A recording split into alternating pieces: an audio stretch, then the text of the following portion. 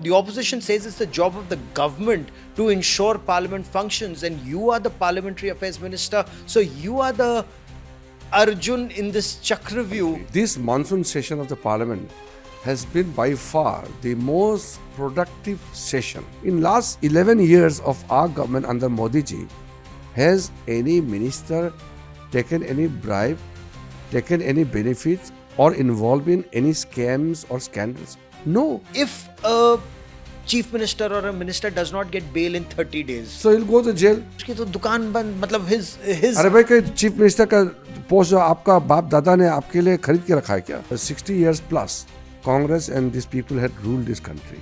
Why they made India such a corrupt nation? Why they have converted India into such a fragile economic situation? Why was India poor? It is only after 2014 the income has raised to a level where today we can proudly say that we are fastest growing economy. It is the destiny which demands Modi ji to be the leader of this country. Hello and welcome to a special edition of the Chakravyuh podcast. I'm Gaurav Sawant.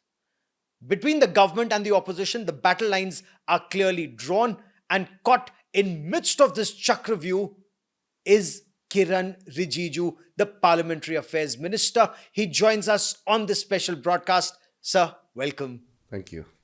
Sir, in 2012, the then Parliamentary Affairs Minister had said it costs about 75 lakhs an hour to run the Parliament.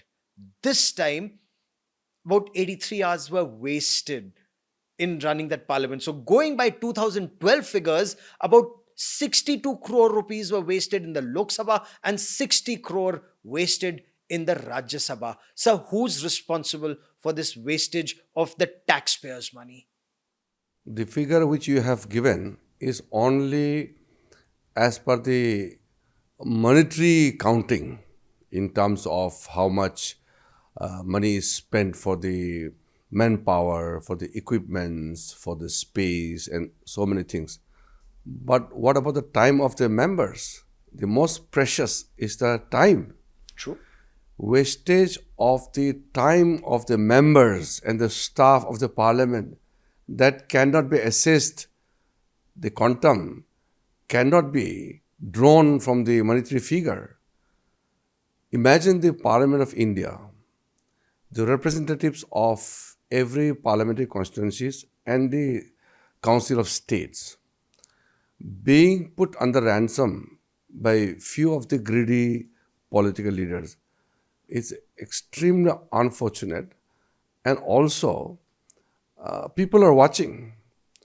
So not functioning the parliament as per the desire of the people of the country, it's a sin committed by these people. When there are issues to be raised in the parliament, you can raise it, you can protest it. That is why I have stated many times, there is difference between opposition and obstruction. Opposing the government or criticizing the government is the right of the members. But to stall the parliament, to obstruct the functioning of the parliament itself, it amounts to dereliction from the duty. So I will not merely quote what the then Parliamentary Affairs Minister said. My point is much bigger. When the temple of democracy doesn't function, it causes huge damage to the democracy itself. The polity of India is dependent on how our House of Legislatures function, because parliaments and assemblies are the melting point where all different ideological background people come together and they discuss and debate for the nation. So the cost is extremely high. So why aren't these discussions and debates happening in Parliament? It's the job. The opposition says it's the job of the government to ensure Parliament functions, and you are the Parliamentary Affairs Minister. So you are the Arjun in this Chakravyuh. How will you ensure the Parliament functions? Monsoon session has. I'm sure you're equally disappointed with the record. And if I may, just look at the numbers. Productivity in Lok Sabha, 31%. Productivity in Rajya Sabha just barely higher, 39%. 120 hours available, only 37 hours discussions held. Technically speaking, the functioning of the parliament as per the timetable set, it is reflection of how much the parliament has run through the session. But from the point of view of productivity, there is a slight difference from the projection which you have shown and what actually it is. From my point of view and from the government's point of view, this monsoon session of the parliament has been by far the most productive session. Why? Because the primary function of the parliament is to pass the bills and also to discuss on important issues. First of all, the Operation Sindoor was deliberated in both Lok Sabha and Rajya Sabha, longest ever debate on a subject in the both houses. Is a record-breaking session. Secondly, the numbers of bills passed. It's very difficult to recall in the past so many bills are passed in one single parliament session. In this session alone, the most consequential and reformative law against corruption has been put and also sent to the Joint Parliamentary Committee. So this is a very important one where constitutional amendment is required, where the sitting chief ministers, union ministers, even prime minister will have to come under the scrutiny of the law. Thereby, if you do corruption, you'll have to go to jail. If you go to jail, you have to leave your post and position. This is such an important matter for every Indian. And then, of course, there are important bills like online gaming. In today's time, it is so critical to ensure that the youth of India do not get themselves caught in the gambling.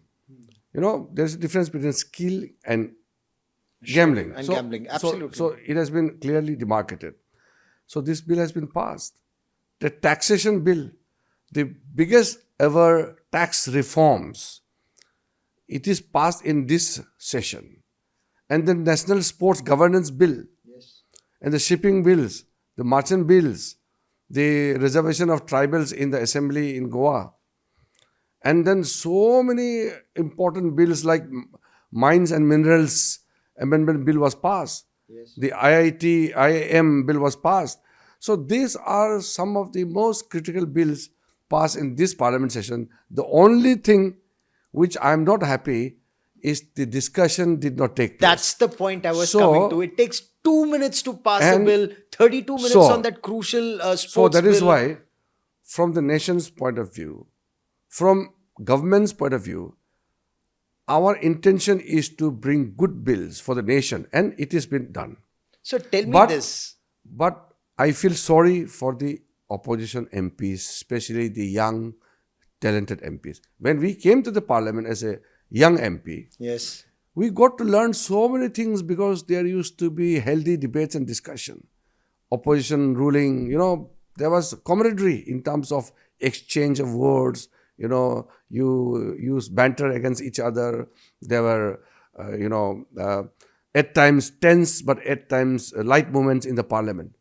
But now, the leader of opposition doesn't want discussion. So why has this acrimony crept into the parliamentary discourse, the manner in which, and I'll come to 130th Amendment Bill in just a moment, because again, the two very diverse points of view between the government and the opposition. I'll come to that in just a moment. But, you said, yes, it's a record, the number of bills that have been passed, but the debate that should happen on those bills. Yeah, so if the taxation bill is being passed in 2 minutes discussion, if the sports bill or the anti-doping bill is being passed with 34 minutes discussion in parliament, are we just ramming them through parliament?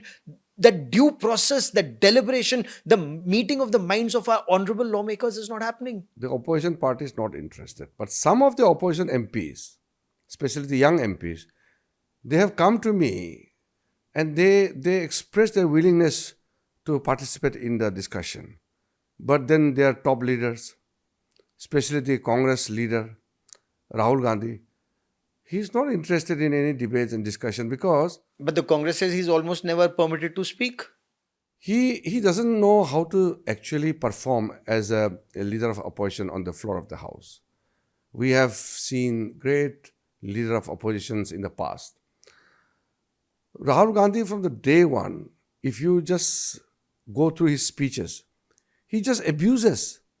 He doesn't make speech actually.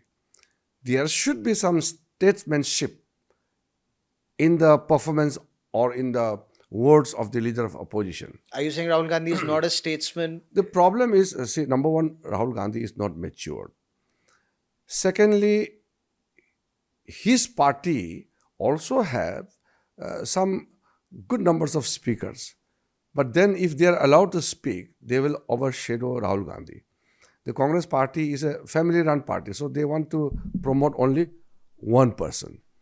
So that is why my feeling is that if debates take place, then Rahul Gandhi will be exposed because he can't speak on subjects. He comes with some notes, he comes with some kind of agenda, and he just keep on hammering on those points. He can't just make up his own mind on his own. So that is the biggest problem. And then secondly, the amount of effort which I have done. See, first 3 weeks, we did not pass any bills. We kept on pleading the opposition party, please come and participate in the debate. There are revolutionary bills coming up, important discussions, even the discussion on felicitating Captain Subhanshu Shukla, Captain Shubhranshu Shukla, yeah. who went to the space IS station. Yes. That also was not allowed by the opposition parties. Our party MPs, some of them spoke, but the discussion didn't conclude. So were you disappointed? Extremely disappointed because the first 3 weeks, I kept on pleading with the opposition leaders that please participate in the bills. So that is why I request everybody to follow the parliamentary proceedings. Every morning we come out with the business. Business is listed. Every day, 2 bills in Lok Sabha, 2 bills in Rajya Sabha are listed. Besides the question answer session, the bills are listed. And every day, we had to postpone the bills to the next day. How long we should keep on postponing? Shouldn't the government functioning? So the opposition Shouldn't parliament be functioning? So the opposition wants a discussion, let's say, on the special intensive revision of the voter list of Bihar. That is, I have already told specifically that if there is an issue related to electoral reforms, then parliament can definitely discuss because the law ministry is the nodal ministry for election reforms and anything related to Election Commission of India. But when it comes to the functioning of the Election Commission, the administrative issues of the Election Commission of India, how can we discuss in the parliament? For example, if there is some mechanism within the Supreme Court of India, if Supreme Court of India is deciding to take certain steps to reform some functioning within the Supreme Court of India, how can we discuss in the parliament? Who will answer on behalf of them? In the same manner, the Election Commission of India had conducted special intensive review of the electoral rolls. Now, this is an administrative effort by the Election Commission of India, not on the aid and advice of the Government of India. It was their act on their own just to make the electoral rolls robust. No, but why just before Bihar elections and why in the state of Bihar? It has been going on since independence. This is not the first time. So, if we take up, who will come and defend? Can election commission member, chief election commissioner, or any from the election commission come to the parliament and defend themselves? No, they are not allowed to do that. So we are very clear that the constitutional authorities are to be protected. Let them function on their own because they are autonomous people.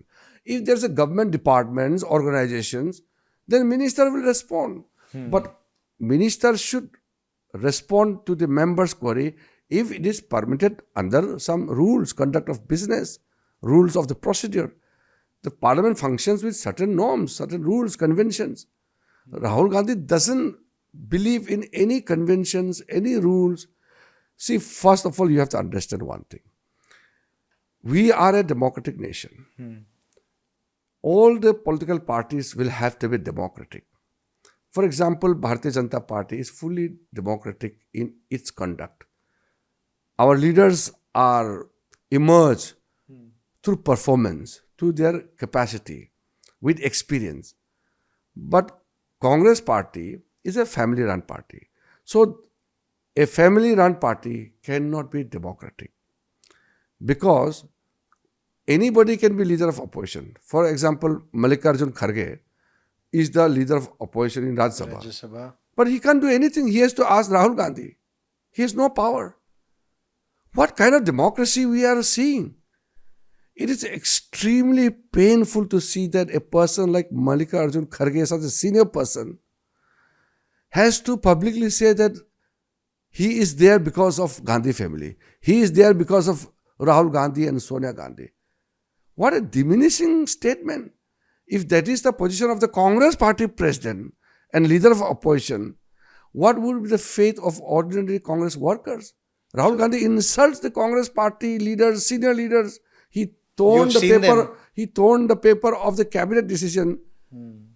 Then, I mean, you can imagine what is the condition of the other Congress leaders. But as Parliamentary Affairs Minister, have you reached out to Rahul Gandhi? I have met Rahul Gandhi. I have met Mallikarjun Kharge. I have met many Congress leaders, and I have met all the senior leaders of the opposition party. What have you told them? What was your conversation with them like? Conversation is always, I'm, as a parliamentary affairs minister, seeking their cooperation and asking them to let the parliament function.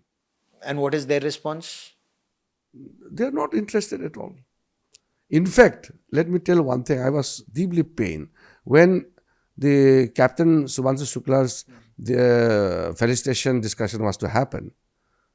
Some Congress MPs said that, what is big thing going to space? Now you can pay and you can go. What is this big achievement? Can you imagine? This is the attitude of the Congress leaders. But when it comes to critical issues of national importance like Op Sindoor, entire parliament came together, all MPs came together when delegations had to be sent overseas. Everyone came together and it happened. So why doesn't that unity not function on the floor of the house in national interest? Or because the opposition says we are doing what late Sushma Swaraj ji or Arun Jaitley ji, when they were leader of opposition in Lok They Sabha and used to Rajya participate in Sabha. discussion. However, they also said disruption is also Disruption is part of opposition. democracy. Disruption, see, let me be very clear and categorical. We will not allow opposition party to put parliament under ransom. They cannot withhold the functioning of the parliament. We waited for 3 weeks. They didn't listen to us. That is why we had to pass the bills, because those revolutionary bills are in the interest of the nation, for the future of India. This group of opposition leaders cannot curtail the future prospects of India. So we are very clear from the national point of view, national perspective. We did what we have to do. They can't stop us from passing the bills. But it is them who has lost out. Remember, Gaurav, if parliament doesn't function, it is the opposition parties who lose it the most.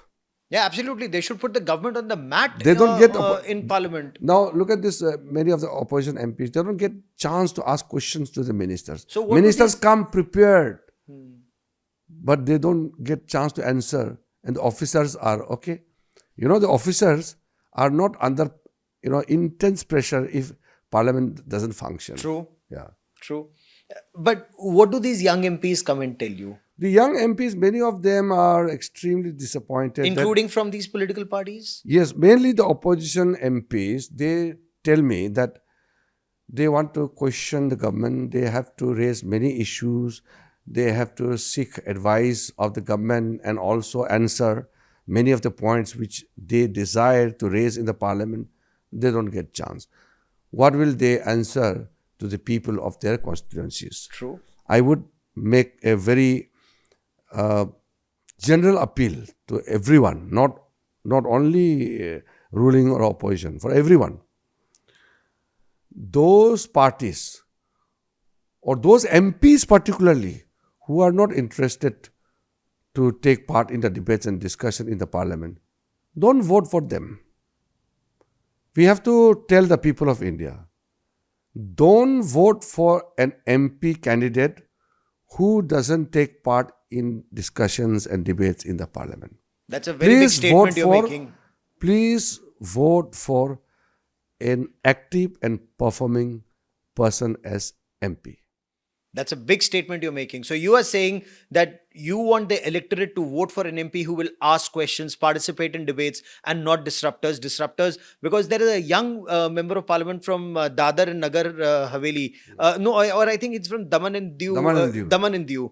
Daman and Diu MP, he spoke, I did an interview with him. He said, cut their salaries Yes. if they don't perform. Now, is that feasible? Is that possible? There are some experts who say curtail their period in parliament can for be the done. time. It can be done if there is a consensus. In principle, I believe that if you don't work in parliament, why should you draw your salary? Absolutely. In It's the principle. taxpayers' money. Yeah. In principle, I should take money only if I have worked. Yes. The opposition MPs don't work and they are drawing their salary, their TA, DA, everything, flight, free ticket, accommodation, everything they are getting, and they don't work in the parliament and they don't let others perform in the parliament. So the best way is the electorate, people of India must teach them a lesson, especially those parties and those MPs who do not work in the parliament, who do not raise the issues of the people in the parliament, who do not participate in the critical important bills and regulations and other important matters. You know, that's a very big statement you're making. I want to now come specifically to a point you raised, which you said is a national interest, the 130th Amendment Bill, that even the Prime Minister of India, chief ministers, whether they're in the state or the center, in case they're in jail for 30 consecutive days, on the 31st day, they should either step down or automatically be debarred from office. Very important point you have raised. Sir, Very important. the opposition says you're making a police state where an inspector will be more powerful than the Prime Minister of India. How can they make such important points with such kind of frivolous comments? See, Advaniji, you remember? Yes. Lal Bahadur Shastriji, remember? Those were the days. Now we don't get to see it. But in BJP, we follow it very strictly. When Amit Shahji was sent a summon by the CBI, before arrested, he resigned as minister. Advaniji, in the Jain diary, he clearly said that he will not remain even member of parliament till his name is cleared from that allegation or that diary case. So, if there is a shameless chief minister who goes to jail but who refuses to resign, don't you think there should be a proper rule for that? There should be a proper law for that? The Delhi High Court seemed to indicate that. Still some people are so shameless. They don't understand their, responsibilities. You have to abdicate your post once it's untenable. For example, there is a political party who is, totally, clean. There's a system within the political party which decides that corrupt people or tainted people will not be given high positions. Then that party can cleanse within themselves. Now in BJP, our system is very clear. A corrupt person is not protected, nor he holds any position. Sir, But in some of the parties, the opposition, on the other hand, says that anybody who joins the BJP, investigation against that leader comes to a standstill. These are It's called allegations. the washing machine of the these BJP. are political allegations. You need not, respond to each and every kind of these frivolous allegations. What I'm saying But is in principle, we have to be very clear. Should or should not there be a strong law against corruption, especially those who sit in the high constitutional positions? So Caesar's wife has to be above suspicion. That principle must prevail. However, when I interviewed Manish Tiwari, member of parliament from Chandigarh recently, his point was any individual is innocent until proven guilty by a court of law. Not In in this politics. case, not in No. politics. In politics. So then tell me, when there is a court ordered investigation against a chief minister or any minister, does he resign or not? When it's Why the issue comes up that till he is in position, he will influence the investigation. So where is the question of innocence till proven guilty? Let us not mix up this thing. Anybody, the person you conducted the interview with or anybody maybe, don't mix up the thing. Politics has to be extremely above any suspicion. So that's why I'm saying the law is very clear. If you're jailed for more than 30 days, you must quit, or otherwise there should be a law. You will have to abdicate your position. But sir, can But then- morality be enforced, or should morality come from within an individual? So if somebody doesn't resign, morality doesn't prevail on him, what can you do? You have to have a strong law. But if the opposition says that, and you've heard it more than anybody else, that the opposition says CBI, Income Tax Department, Enforcement Directorate, all these agencies are a handmaiden of the these were- BJP. These were examples of the Congress time. But now they're saying they're handmaidens of the BJP. So No. court Then said you tell CBI me- was caged parrot Then during, whose during government? Congress. Yes. Yeah. But they're saying that caged parrot remains a caged parrot. No. The government has changed. But agencies have to be strong. If you want to enforce some discipline in the functioning of the investigating agencies, they must have teeth, no? If they can't take action, what is the point of having those agencies? If you have to crack down on the corrupt practices of the people, then the agencies will work. It doesn't matter which government, which party. But the thing is, in BJP, the internal mechanism is so strong that you can't do corruption. In last 11 years of our government under Modi ji, has any minister taken any bribe, taken any benefits, or involved in any scams or scandals? No. वो तो Congress party बोलती है हमारी सरकार आने दो हम तब निकालेंगे. See, you have to understand one thing. You are just referring to agencies only. Sir. The Congress time, all the scams, did it stumble out of the agencies? It was by social media or some documents or by media. See, let us not mix up the thing. Congress time, there were no social media.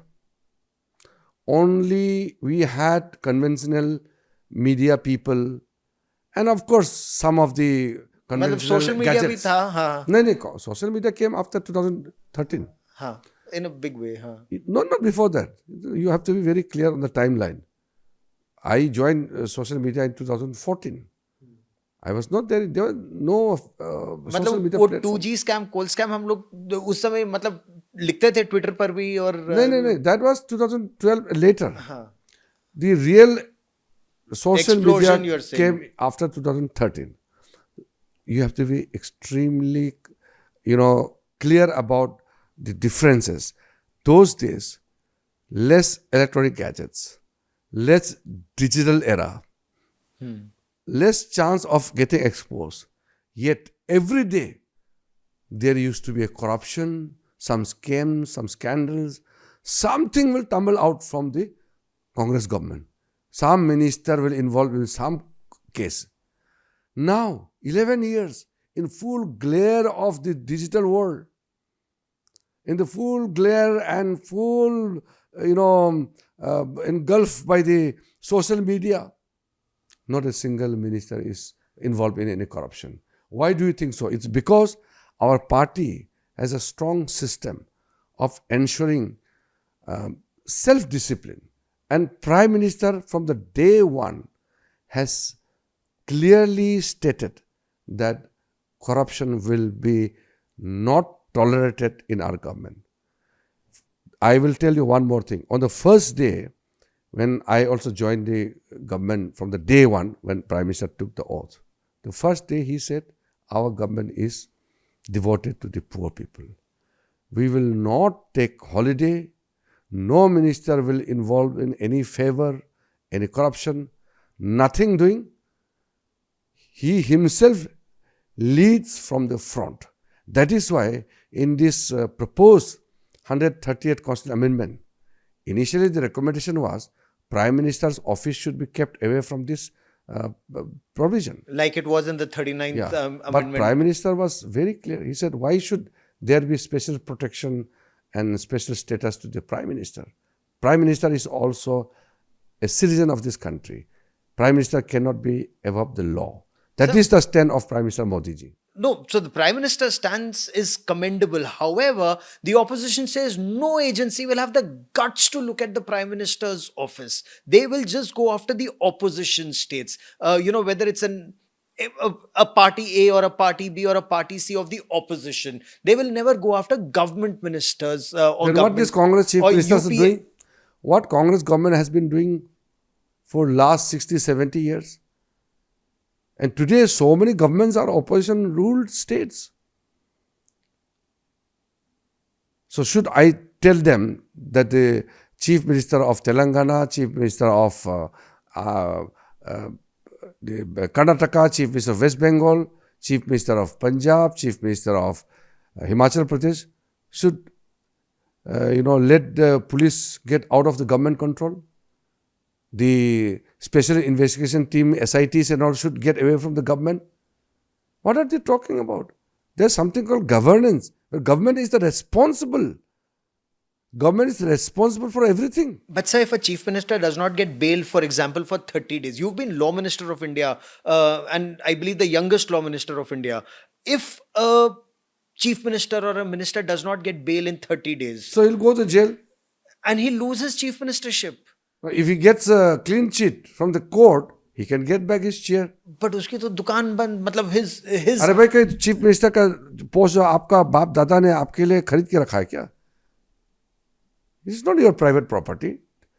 Chief minister or minister position is just a public post. These are for the people who will serve as long as they are in position, and then when the time is up, somebody else will come.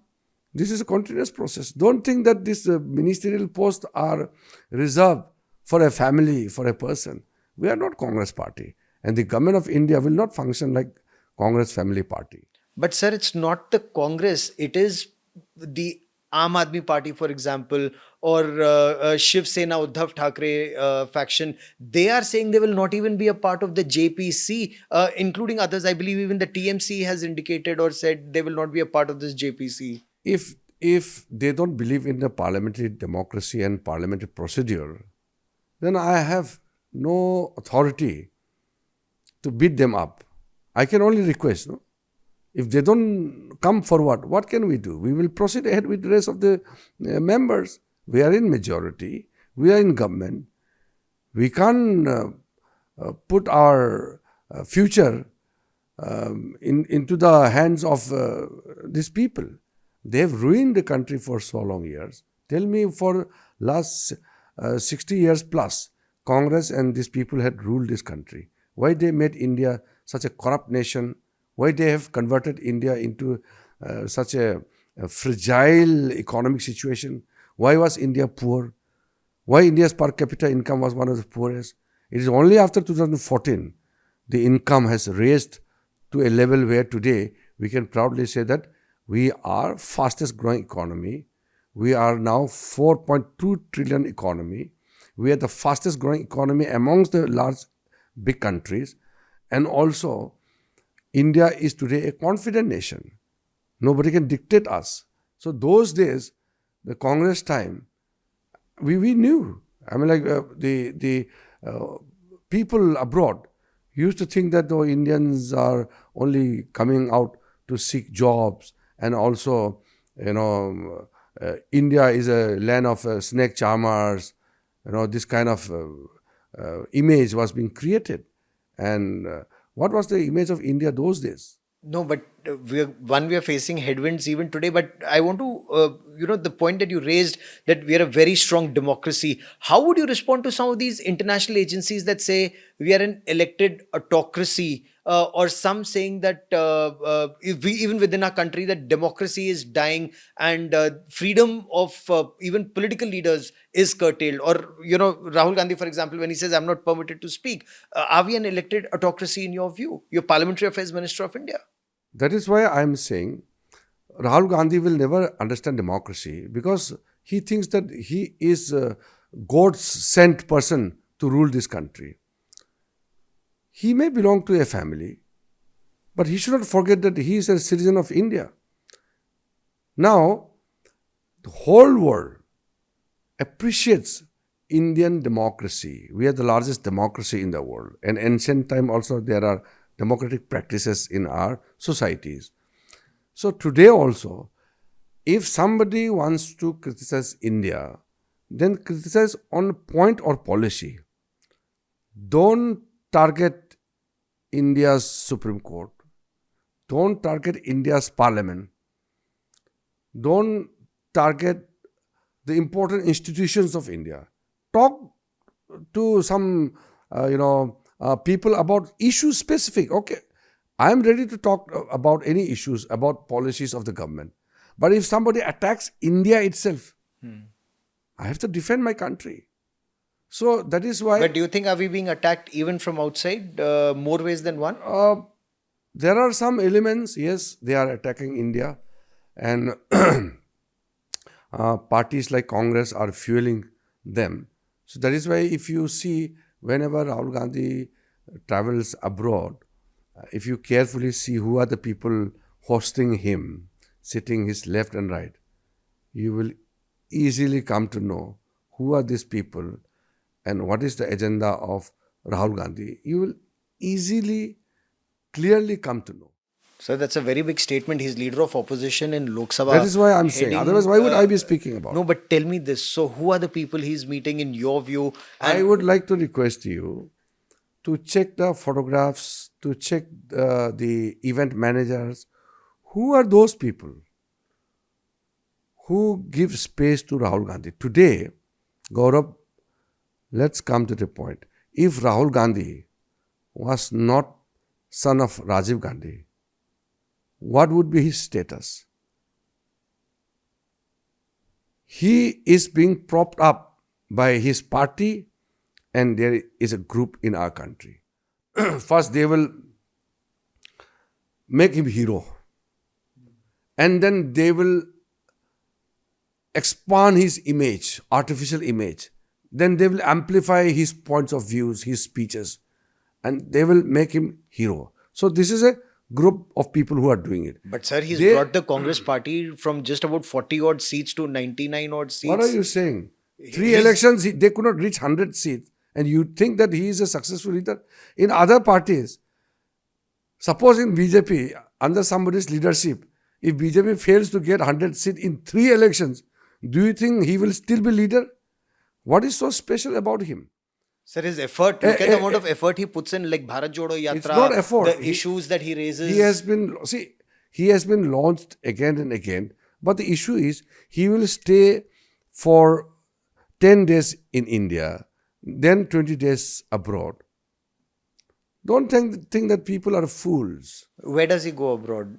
I'm not there to follow him and check his activities. He must be going for fun or he must be going for vacations. I'm not bothered. I'm just saying that for 3 consecutive Lok Sabha elections, the party could not even reach 100 seats. The grand old party, Congress, once upon a time, the stalwarts of the Congress leaders. Today you just see the faces of the Congress leaders. Which people have taken over Congress party? It's such a sorry state of affairs. Just imagine 40, 50, 60, 70 years back, 80, 100 years back, the Congress leaders. And today, just imagine the present Congress leaders.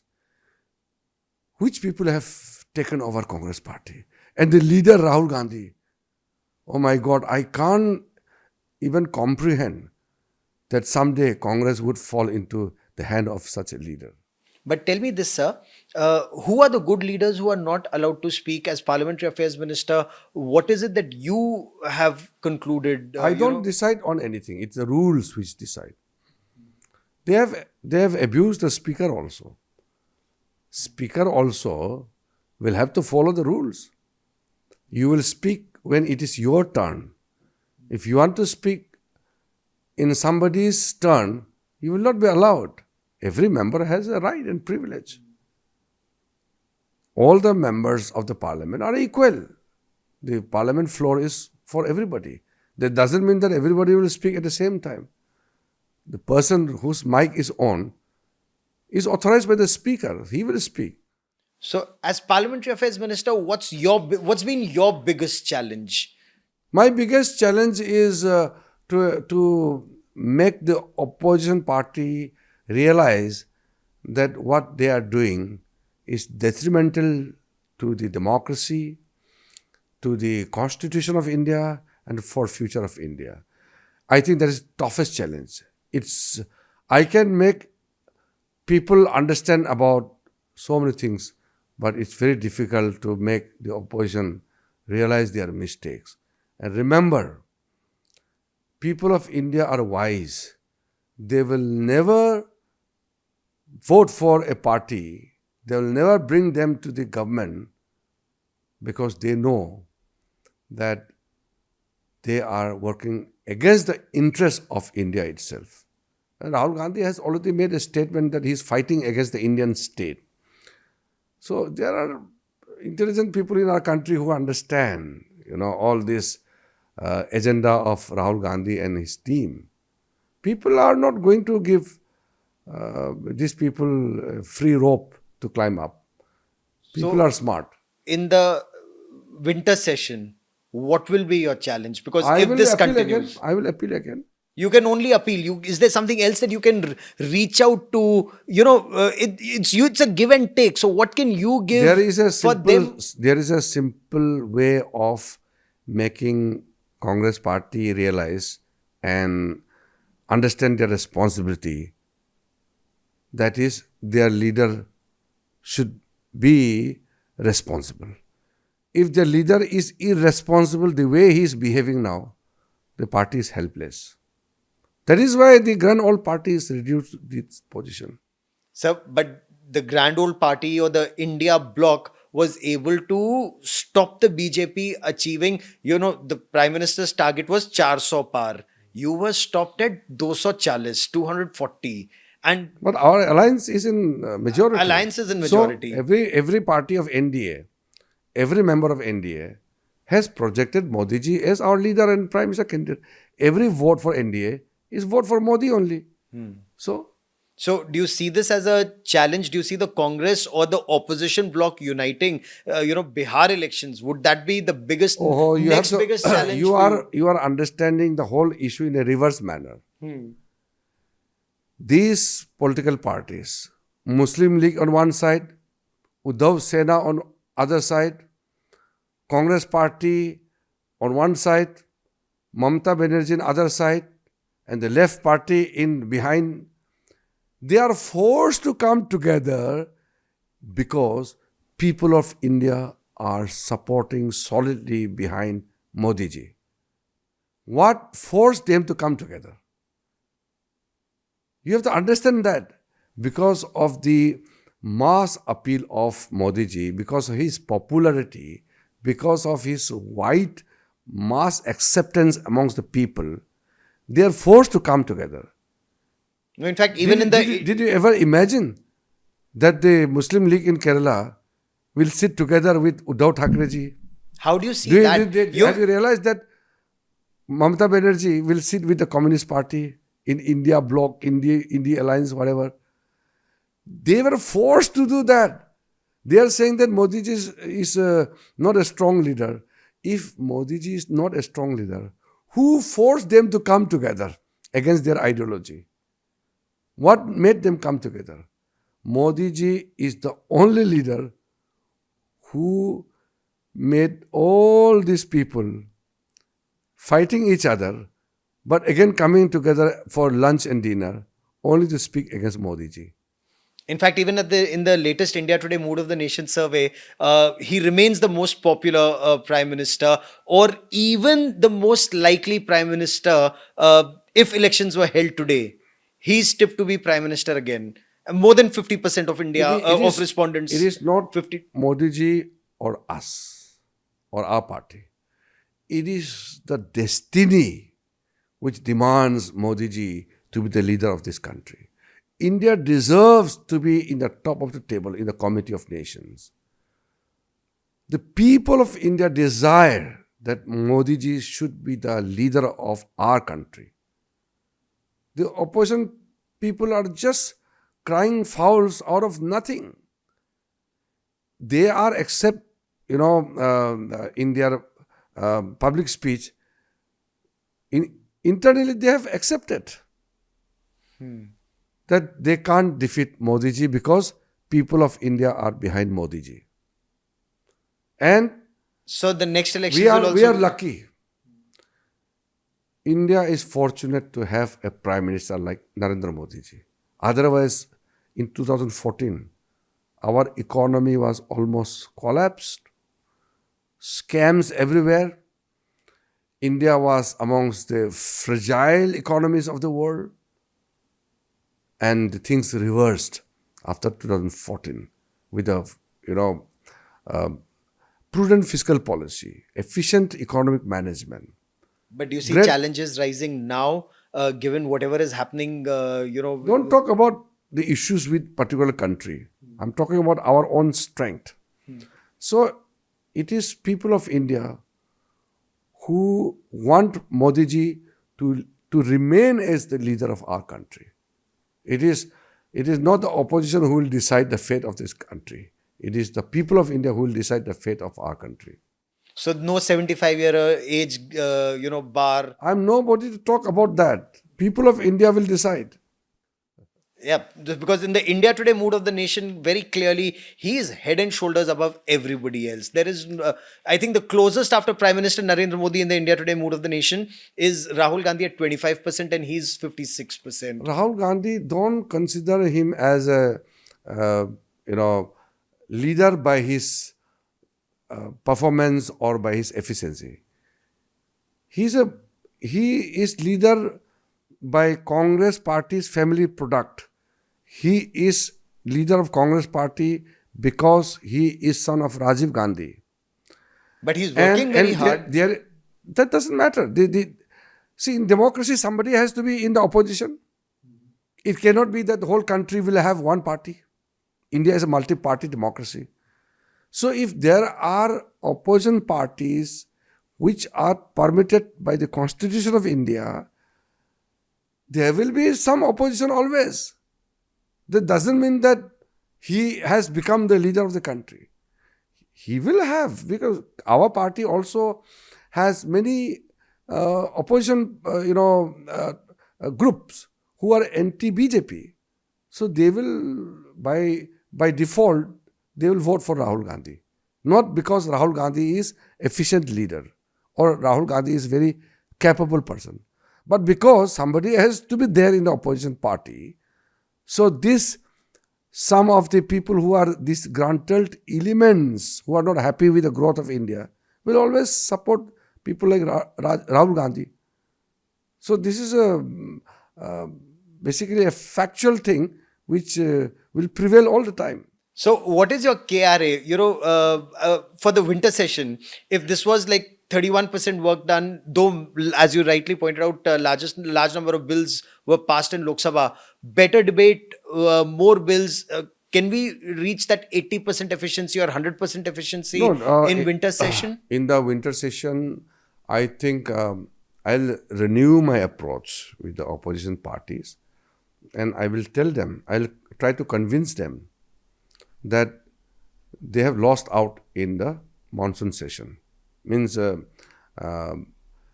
the responsible citizens of our country feel that Congress party and opposition parties have miserably failed. So I will try to, although it may be a futile exercise to make them realize their mistakes, but I will still force them. Even if they don't listen to me, I will still tell them that you are losing out. You are lucky enough to be at least member of parliament, even though not in the government, but you are losing out the space which is available to the opposition parties. Because if they keep on disturbing the parliamentary proceedings, then we will still force to pass the bill, and still country will run faster and better, and they will lose out because they have not even utilized the space available to them as opposition members. Kiren Rijiju, Parliamentary Affairs Minister of India, for joining me here on this Chakravyuh special podcast. Many thanks, sir. Thank you.